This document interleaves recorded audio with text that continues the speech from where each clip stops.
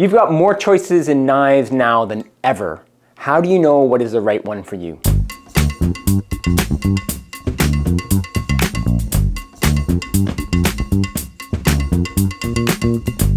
Hi, my name is Jed. This is Cook Culture. So buying a knife can be a really complex thing. In this video, I'm going to try to make this really simple. To be straightforward, I've actually tried to make this video 4 or 5 times, and it keeps getting longer and longer and longer because there's a lot of detail in knives. There's a lot to know. There's a lot of reasons why one knife is one price over another. It looks different. They come from different places. They can be dramatically different materials, and there's just a ton to know in that space. So I'm going to do my very best here to try to simplify this, but I'm going to be omitting a lot of information. There's tons that's not going to be here from the detail aspect, and I will try to address some of that in different videos. But today what I'm going to try to do is give you the absolute simplest terms in the type of knife that may be the best for you. Okay, so generally on the market, there are Asian knives and there are Western knives. This comes historically, of course, from the Europeans, Germans, and the French making a type of knife, and the Asians making a type of knife. And the Asians come from, well, they all come from sword making. They all come from the time in which swords were made for battle. These were made, of course, from a samurai sword. And I think we all know enough 80s movies to understand that samurai swords were made in a specific way for a specific job. And the Germans and the French made their swords, and the English, of course, made their swords in a certain way that was different, larger, chunkier, heavier. So from their lineage, they've always been 2 different types of knives, and that's still true today generally.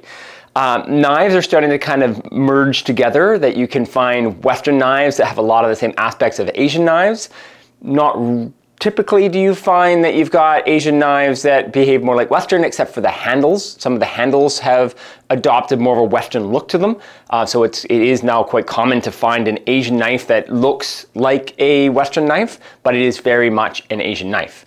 So I'm starting to get into too much detail, so I'll back up a little bit. So the differences between these 2 knives generally is that a Western knife is a heavier, chunkier knife. It's got a thicker blade. The cutting angle of the cutting bevel, the edge to the knife where it does the work, is at a higher pitch degree. So what they call a 20 degree, or it can sometimes be 22 or 18 degree angle. So how the bevel of the knife sits.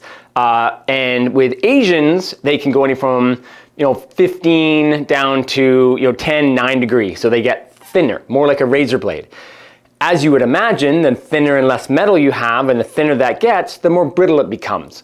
So generally, Japanese or Asian knives are sharper, but more brittle, or it can become brittle.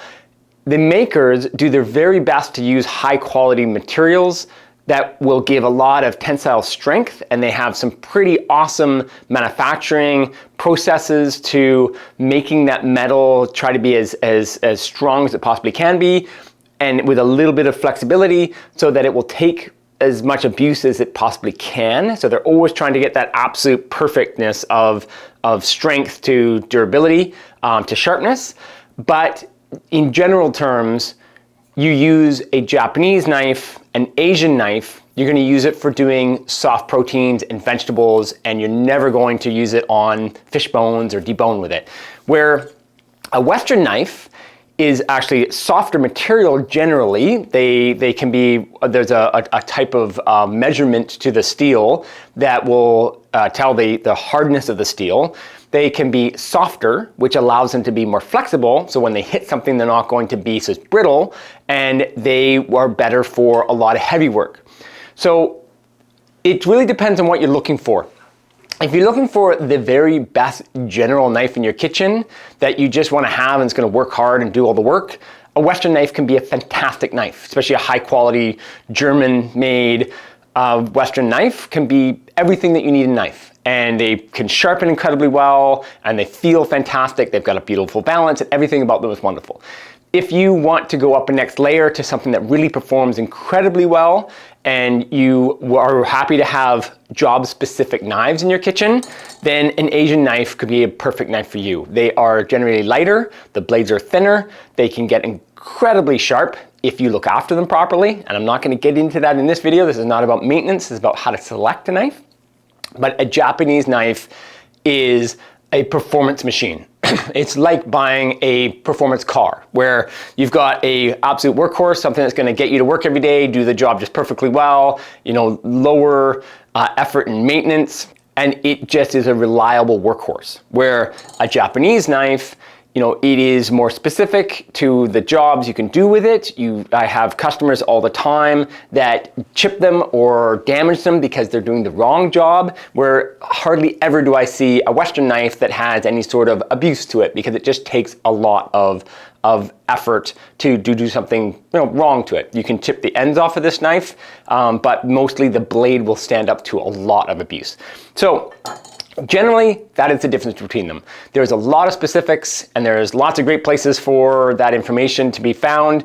I highly recommend going into your local retailer, finding a knife shop near you or a kitchen store that sells premium knives, and go and talk to them and get a knife into your hand. And to get a feel, do you like the feeling of a Japanese knife? I've had lots of customers that have come in wanting a high performance knife, thinking they want Japanese, but once they use a really high quality German knife, they're really happy with how it feels. It's something they've maybe grown up with, and they're accustomed to the feel of a Western knife, and they just can never get comfortable using an Asian blade.